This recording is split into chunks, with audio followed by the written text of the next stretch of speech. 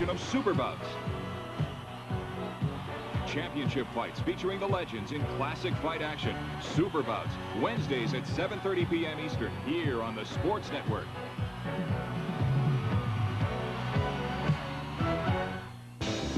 Action and variety highlight a great Saturday here on the Sports Network. At 1:30 Eastern, live from Grant Field, the Phillies play the Blue Jays. At 4, an hour of professional wrestling, followed by Speedweek. At 5:30, live from Toronto, the Hyundai Canada Cup volleyball tournament, the bronze medal game. At 7, Sports Desk, then the gold medal match from the Hyundai Cup. At 9, the Australian Rugby League, followed by the Expo Years, Fishing the Northwest, and Sports Desk at 11. Quite a jam-packed Saturday here on the Sports Network.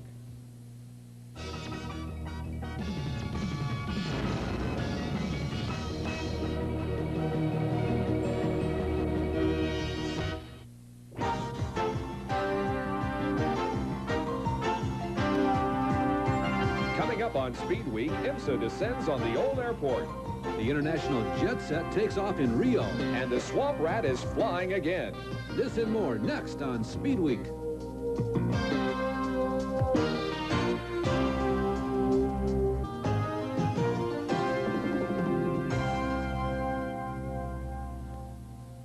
Hi, everyone, and welcome to Speedweek. I'm Larry Newberg. And I'm Bob Jenkins. They've been racing there since 1960, and the history associated with the 12 hours of Sebring is unsurpassed in American road racing.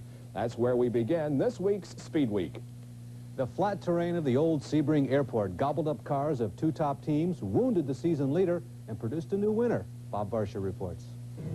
Despite freezing temperatures and a near disaster in the pits, Bob Aiken of Ossining, New York, Austrian Joe Gartner, and West German endurance champion Hans Stuck teamed up Saturday to win the 34th running of the Coca-Cola 12 Hours of Sebring sports car endurance race at Sebring, Florida.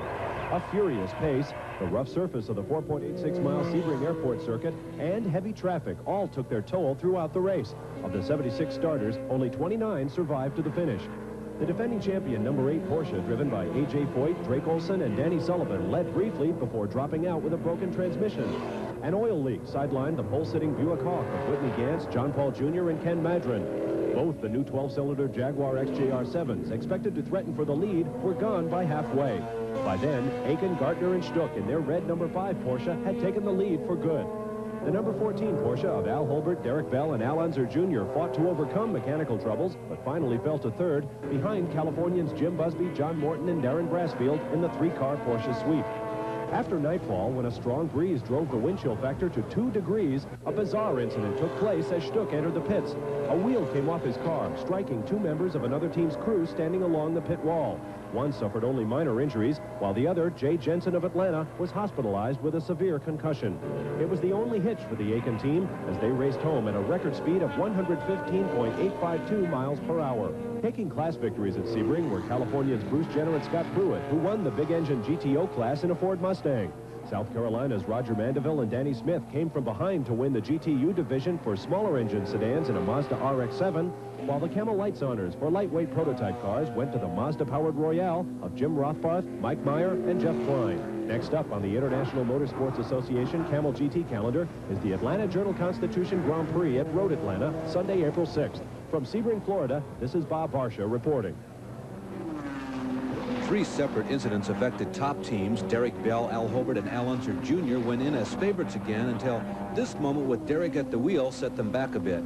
The B.F. Goodrich Porsche team has had the most destructive early season of all. In practice, Jim Busby's Major League tumble was the 3rd team total in 3 races. Perhaps the luckiest of all was Bobby Rahal. This is all that was left after Rahal flipped some 7 or more times in the BMW that would have been co-driven by John Andretti and Davy Jones. A 96-car field began the showroom stock race Friday at Sebring. The race started at 1 o'clock in the daylight, but would finish at 7 o'clock in the dark. The cars are, of course, street legal. Only minor safety modifications are permitted. The number 55 Camaro of Smith, Stewart, and Grumbacher was one of many with off-course excursions. The Cross, Chitwood, and Vardy Spirit of Tampa had the pole and early lead, but mechanical trouble forced it out. The father-son team of Tom and Doug Go drove their number 19 Pontiac Firebird to victory. The Michiganders took the lead in the last half hour of the 6-hour endurance. They averaged 86 miles an hour and were 2 minutes ahead of second place. Elsewhere in the state of Florida, racing, but a completely different type.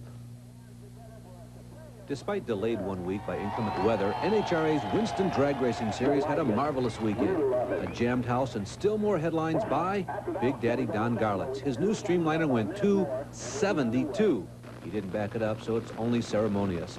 But it sure caught everyone's attention, particularly former NFL quarterback Dan Pastorini, who had his best run ever, 5.49, but got beat in the fastest side-by-side in NHRA history. Garlitz went on to beat Dick LaHaye in the final. In funny cars, Tom McEwen broke at the line, and Ed the Ace McCullough got an uncontested championship run.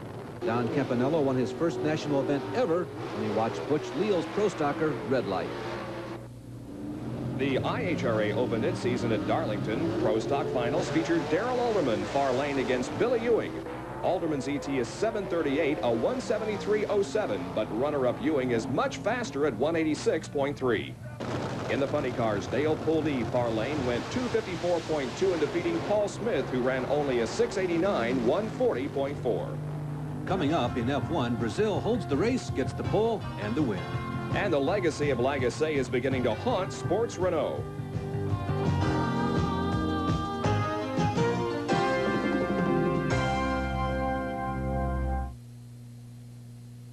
From molten steel and a fiery imagination, Nissan forges the boldest truck advance in a quarter century.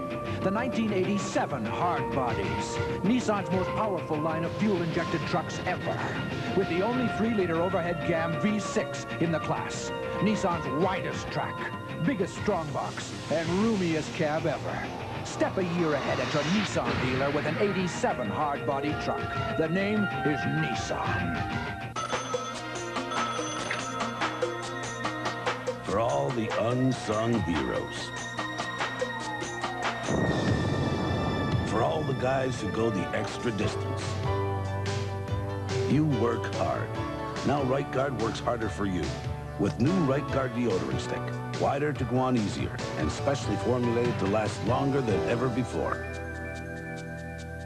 New Right Guard deodorant stick. It works overtime. International Women's Volleyball comes to the Sports Network with live coverage of the second Hyundai Canada Cup on Saturday, March 29th. Teams from Japan, America, Canada, and the defending champions from Korea compete for the coveted Hyundai Cup. We'll be there for the bronze match starting at 5:30 p.m. Eastern and the gold match at 7:30 p.m. Eastern. Live volleyball on the Sports Network.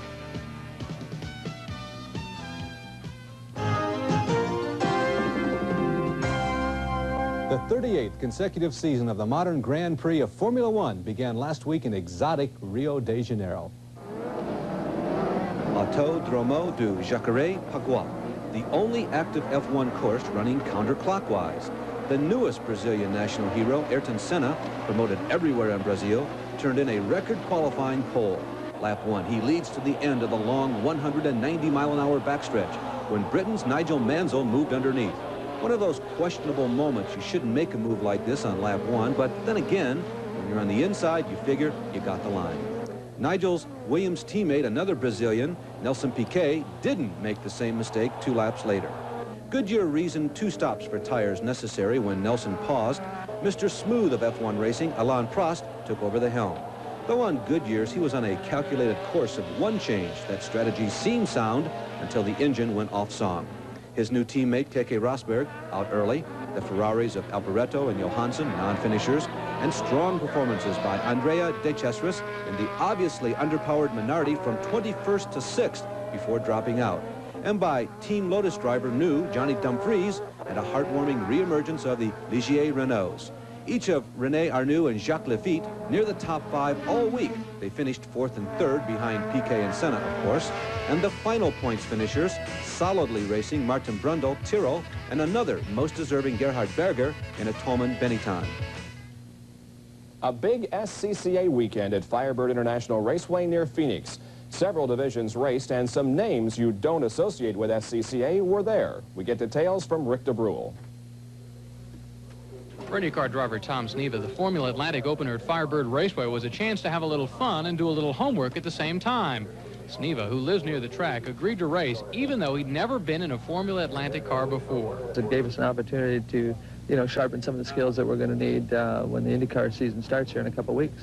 Also joining in the fun was World of Outlaws sprint car driver Ronnie Schumann, the first time he'd ever driven in a race on a road course. The first lesson came at the start, the standing start used in Formula Atlantic. Schumann and Sneva had qualified in the middle of the pack and both managed to get away smoothly.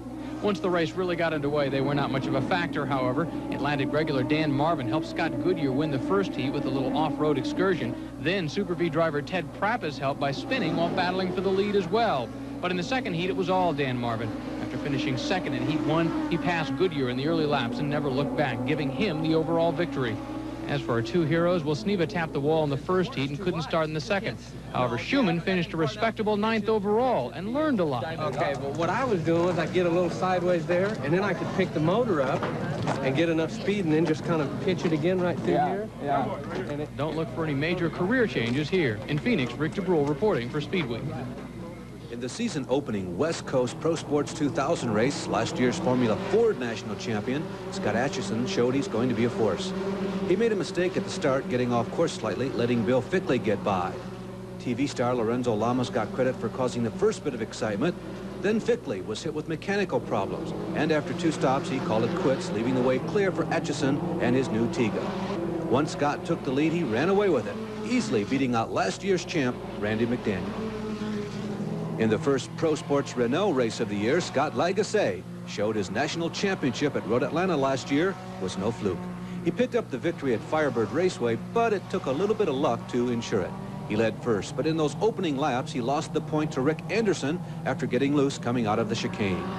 Neither could gain an advantage. That is, until Anderson tangled with backmarker Linda Kelly. He spun, and Lagasse just managed to sneak by on the inside unscathed. Lagasse's other bit of luck, Formula 3 star Ross Cheever starting at the back of the 28-car pack. Cheever finished 3rd behind Ben Burrell. But he was still gaining at the moment of Lagasse's win, opening round of this most popular class. The normally tight VW Cup race turned into a runaway. With the Hacker brothers cutting back their involvement in the series, everyone was wondering who would step up to take their place. If the first race is any indication, Indianapolis's Kurt Matthewson may be the one. In a series where the margin of victory is just a few hundredths of a second normally, Matthewson ran away from the rest of the pack. Even the battle for second turned into a solo affair, with Al Salerno easily beating out Larry Moulton. It was Matthewson's second career victory in the series. Both have come at Firebird. Kurt's win was slow in being certified by SCCA. They questioned the serial number on the engine. But Kurt does tell us that the engine specs were okay and that the engine was the same one that came in the car when he bought it. In our next segment, Kyle is not gentle with Morgan's team, but Morgan's Buick wins again. And Allison slips over to All-Pro and slips up with his Buick.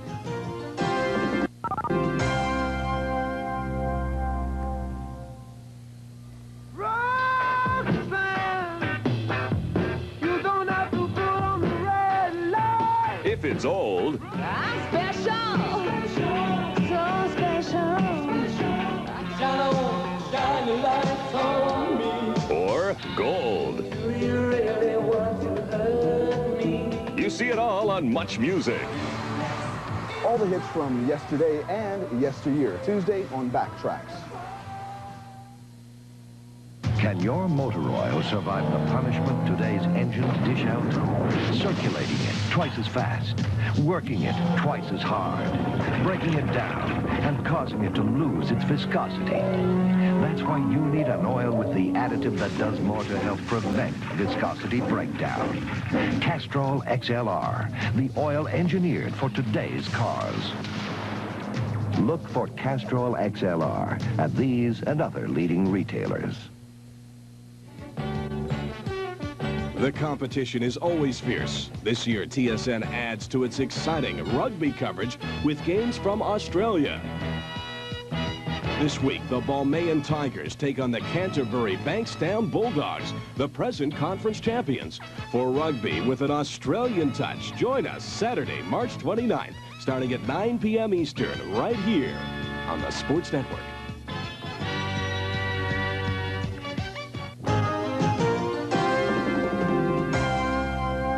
Elton Sawyer won the late model portion of the Miller 500 Sunday at Martinsville Speedway in Virginia. Also on the bill, the Grand National cars. This sportsman race saw Brett Bodine on the pole in 00. That's not Morgan Shepherd in 47 outside. It's Kyle Petty in a rare LMS appearance. That's L.D. Ottinger smoking on the opening lap.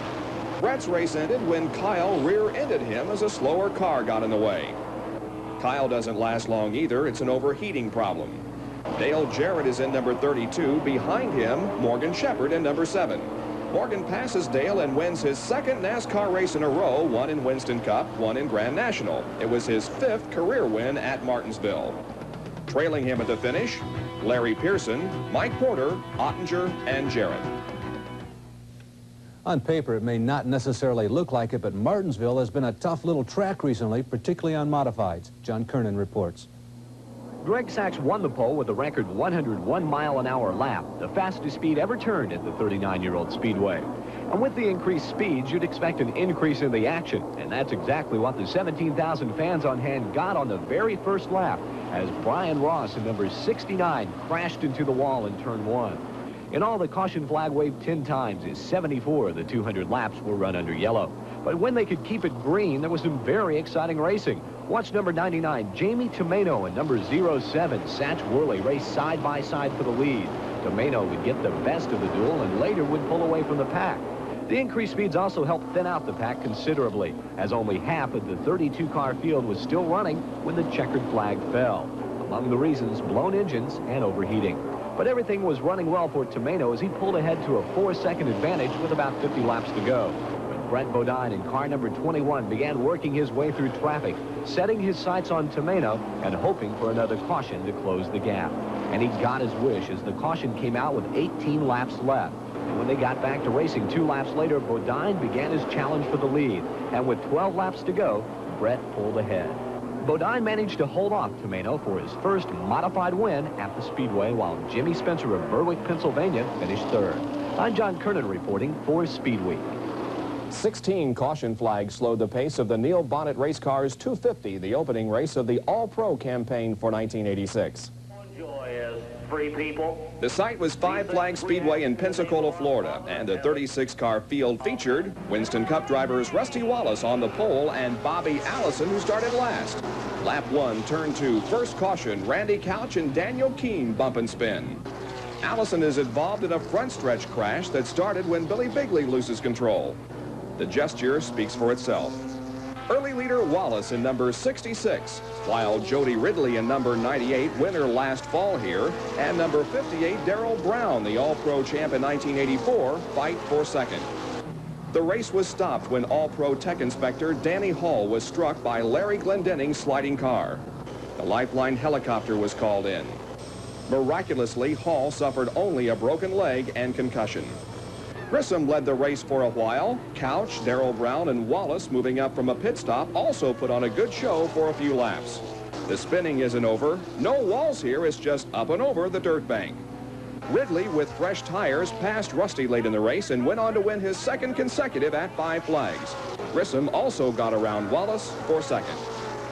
NASCAR has announced some rule changes in an effort to make Ford and GM cars more equal. The carburetor size has been increased to 1 11/16. Front air dams, standard on production cars, have been legalized, and rear spoilers can now be up to 264 square inches. Lake Speed has been released from the nationwide sponsored Raymock car. He will take over Eddie Bierschwal's former ride, and Jody Ridley will replace Lake in the Raymock car. Robin Pemberton, who quit Dyard recently, has also joined Raymock. Mike Beam, former crew chief for the number 98 Ron Bouchard Pontiac, has quit that team and will help Kyle Petty's Grand National effort. Former Winston West Rookie of the Year, Derek Cope, has moved to North Carolina and will seek the Winston Cup Rookie of the Year honors this year. He'll drive a Thunderbird beginning at either Bristol or Talladega. Speaking of Talladega, there are predictions that it will take a lap of 210 to earn the pole there, and over 200 to just make the race. ESPN will televise the Talladega race on Sunday, May 4th. When we return, it's Haywood at Ascot. And Blaney at Williams Grove. Stay with us.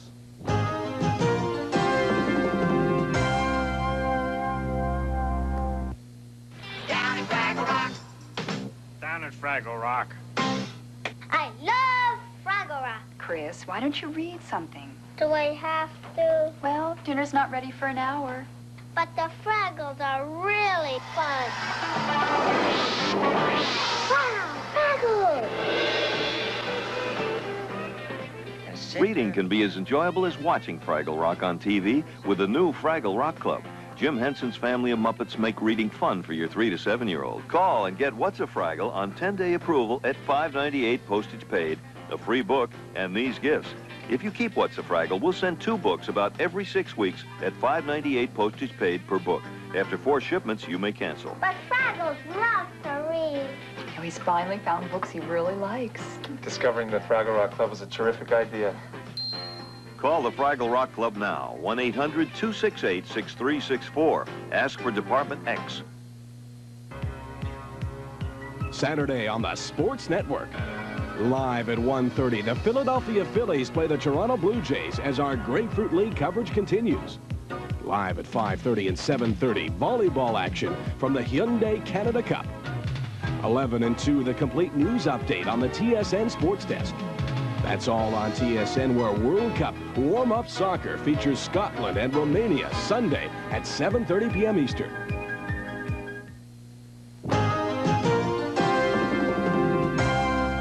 It was the 3rd race for CRA, the California Racing Association, but the first at its home track, Ascot Park in suburban Los Angeles.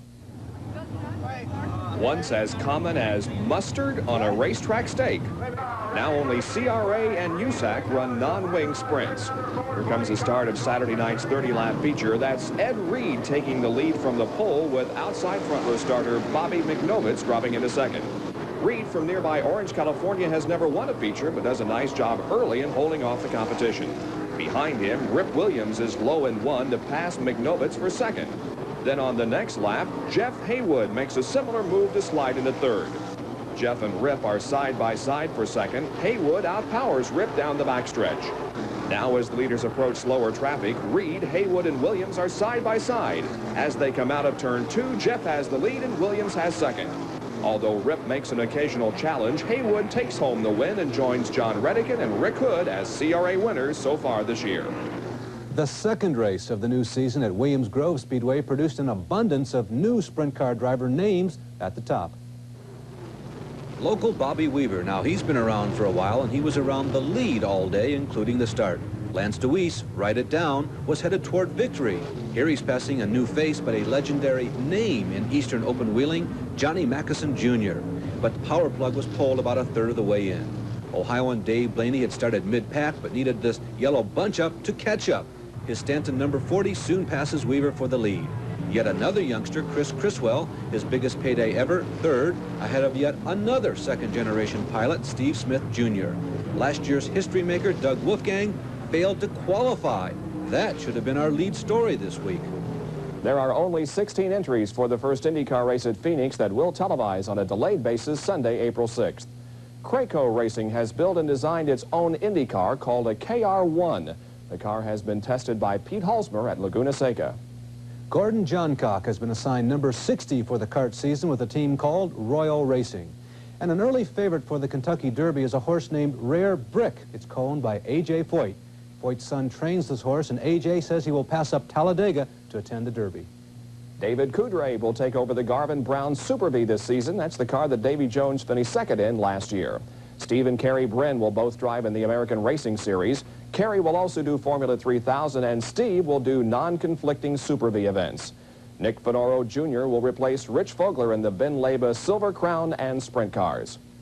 Now here's this week's trivia tester who won the very first All-Pro race September 6, 1980. A. Butch Lindley, B. Donnie Allison, C. David Pearson, D. Jody Ridley, or E. Rusty Wallace. I have the answer in a moment.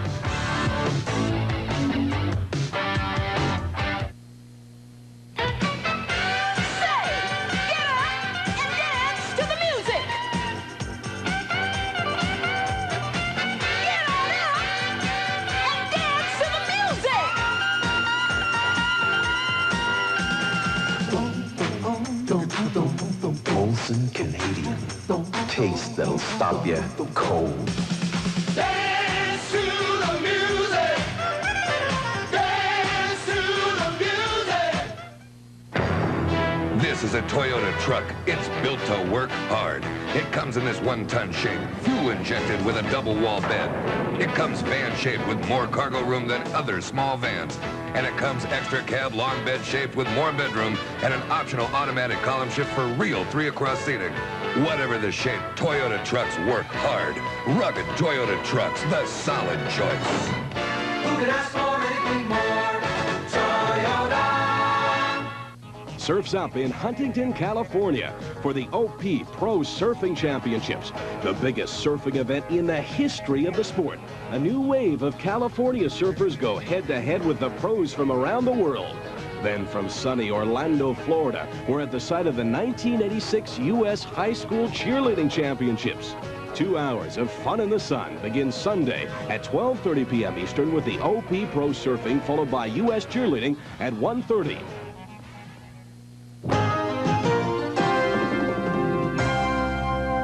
Here's the answer to this week's trivia question. Butch Lindley won the second All-Pro race and has 15 career wins with that organization. Donnie Allison won the third All-Pro race back in 1980. And Jody Ridley was also a winner that year. Rusty Wallace didn't score until 1982. So the answer is C, David Pearson, who beat Mike Alexander to the checkered in that very first All-Pro race at Montgomery, Alabama. Also on the Sebring bill last weekend, vintage cars and drivers. Some familiar names and some not so familiar. You should recognize the name of the driver of this 1959 Maserati, Sterling Moss, former winner here at Sebring.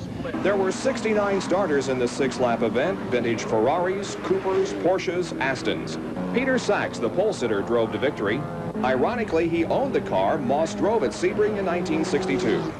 Oh, this is it's competition. It's driving a car which you saw race when you were a youngster. So it sort of takes you back to an area of enthusiasm, and it's just good fun. People are nice, and we all have a really good time. Next week here on Speedweek, we'll have another historical look at Sebring, plus more open-wheel racing from California and Illinois. Now, the really good news, I'm Larry Newber. And I'm Bob Jenkins. We're back at our regular time of 7:30 Thursday night next week. We'll see you then.